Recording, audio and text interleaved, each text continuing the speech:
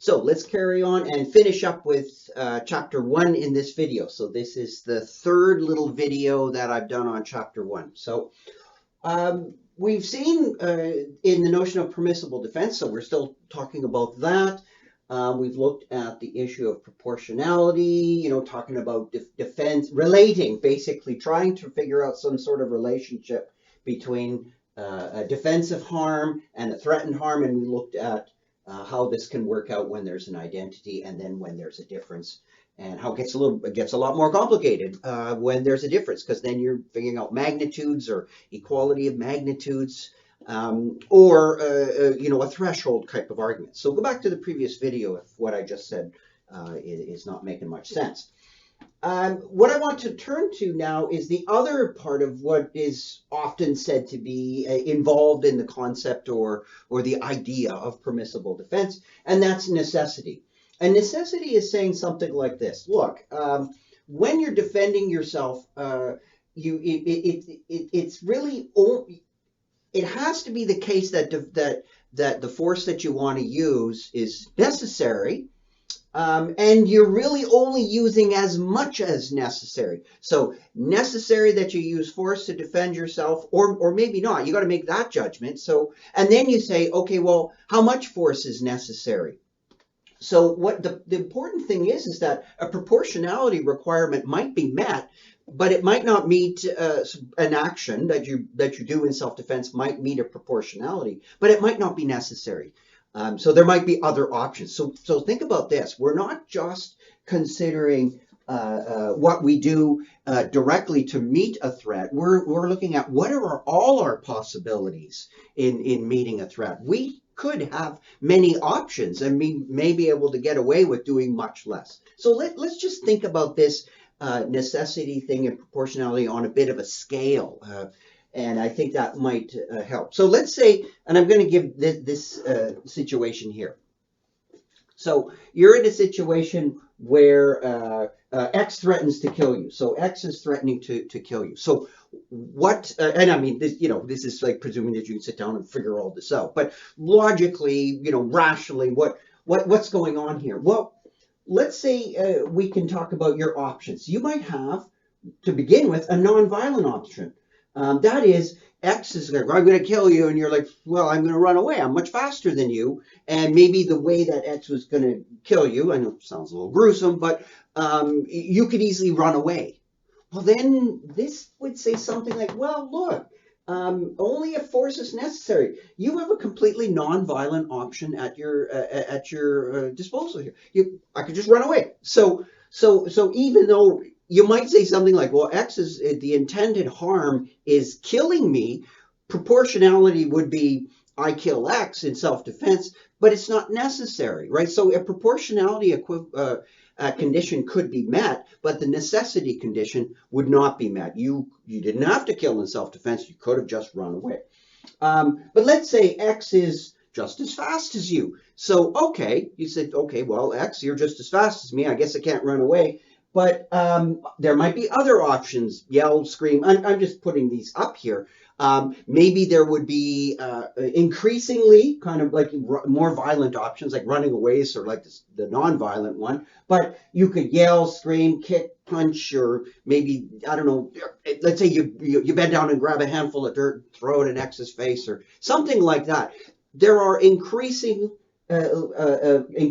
violent options, right? So you have options that may work or may not. With these, I'm just talking about laying out the options. I'm not saying exactly what will work, but these options are to be considered.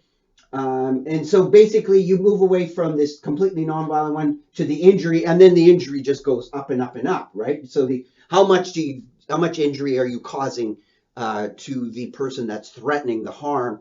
And the proportionality is all still met here, but it's not really fulfilled. The proportionality is fulfilled when, in a sense, when you're talking about killing, but we're talking about lower levels. I guess that's what I mean about proportionality being, within proportionality means less than it being met, as in this case.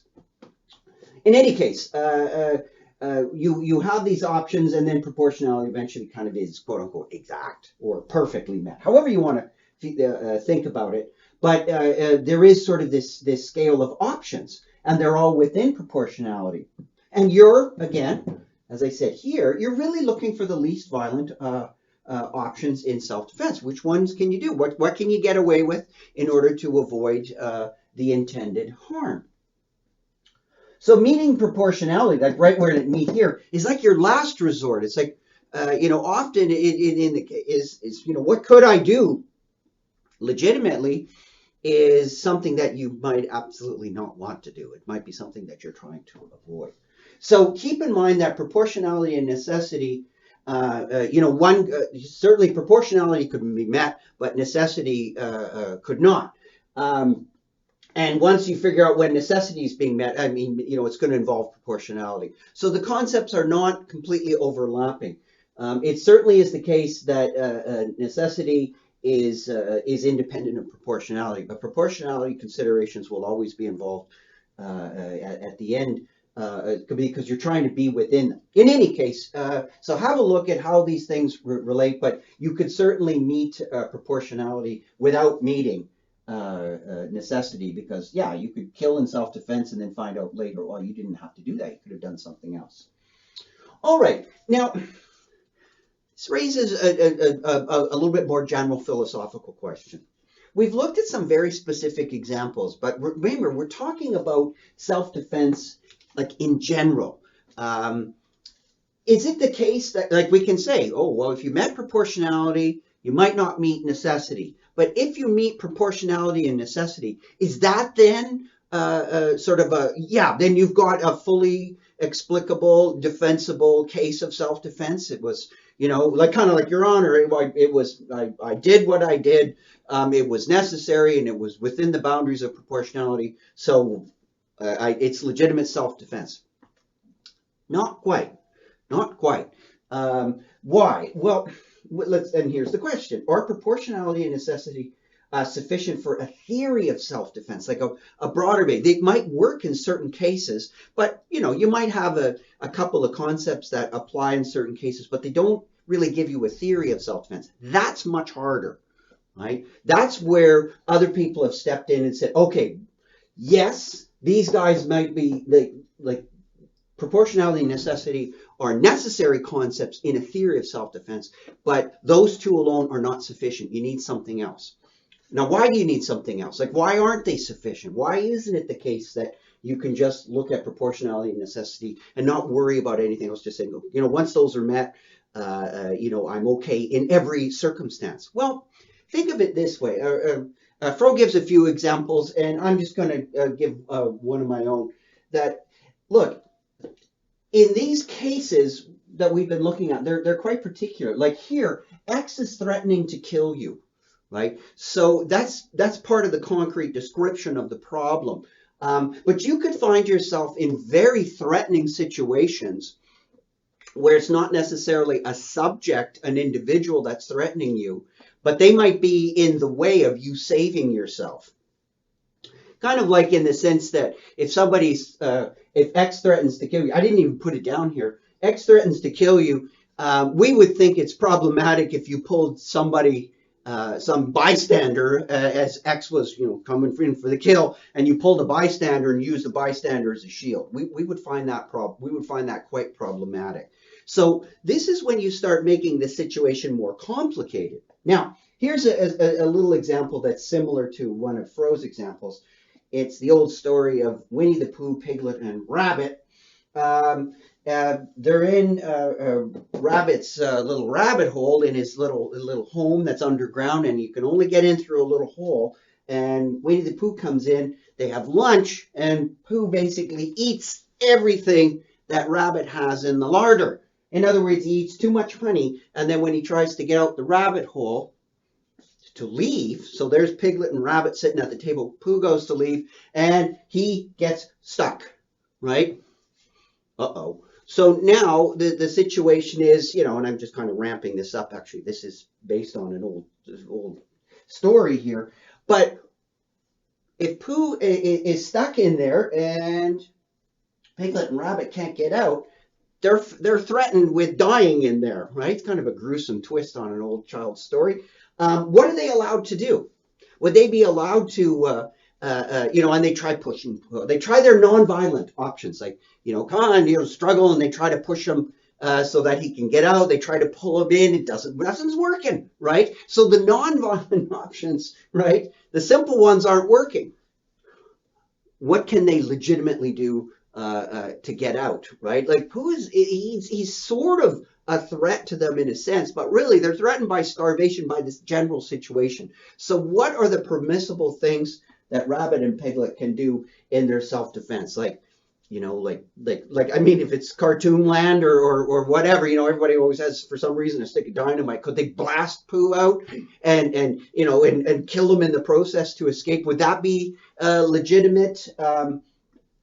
Maybe they could wait for a while, and who just sort of sits there, and after a while he loses a bit of weight, and he can escape. But Piglet and Rabbit might not be able to survive that long. They're smaller creatures, maybe, so would they have to die in order? What could they legitimately do? It's kind of odd questions like this that, through little thought experiments, that what would you be allowed to do in self-defense in general, right? If you're threatened by something that's not necessarily an individual intentional subject coming after you. And even if it is, can you use other people as shields? We tend to frown on that. Would there ever be situations where you can do that? And what about this one? So you can think about these. Well, trying to come up with, as I put in with the little asterisks here, like a more general, broader theory of self-defense means that we got to include these. We have to include those, but we have to include more. And that's where these come into play, these accounts. So these 1, 2, and 3 are, and there are more, but these are attempts to get to the little asterisk. So these things are trying to take proportionality and necessity, adding something else like culpability, rights-based, or whatever, so that they can get a full-blown theory of self-defense. You can have a look at those, right? Frowe goes through them in detail and gives the problems that are associated with them. So these are good examples of moral and philosophical puzzles. Like, how do you construct a theory, an ethical theory, to cover all the different possibilities that could come up about self-defense? All right, so those accounts, you can go through them, and she thinks there's problems with each of them. Then last is a general principle that's often used in reasoning, not always in self-defense, but it's quite a broad-based principle, and it's the doctrine of double effect. And you can have a look at, Frowe has a very nice discussion about what this is, but basically it's something we often use when we talk about, things that will have consequences of my action, right? There will be future events, and they are foreseen, but there's a division here, and double effect is there are effects that you want, that they are foreseen, and that they're intended, and there are ones that are foreseen and are not intended. So that's the double effect, right? The one effect is what you intend, and the other effect is what you don't intend. But both of them are consequences of your actions. And the question that is that, even if you know of the ones that will be foreseen, right? That's basically saying the same thing. You know the foreseen events, but you don't intend them. Are you still responsible for them if you're trying to just go for the ones that you do intend? So this principle has its roots in medieval theology. Thomas Aquinas uses it. It has a lot of applications in Catholic bioethics, on abortion debates and whatnot. And it also comes up, again, from Aquinas, who used it in a variety of contexts, but he also used it in the question of war. So when militaries are trying to do something and they know of certain kinds of effects that they don't intend, and they try not to have these things like collateral damage, and discussions of that deal with applying the doctrine of double effect. So have a look at there. There's a very nice discussion of that. And also in my other videos, I talked about when Walzer talks about the doctrine of double effect, and he thinks it's problematic in its straightforward form. And so he talks about a doctrine of double effect that needs a double intention. So you can have a look at those videos and at Walzer's book to flesh that out.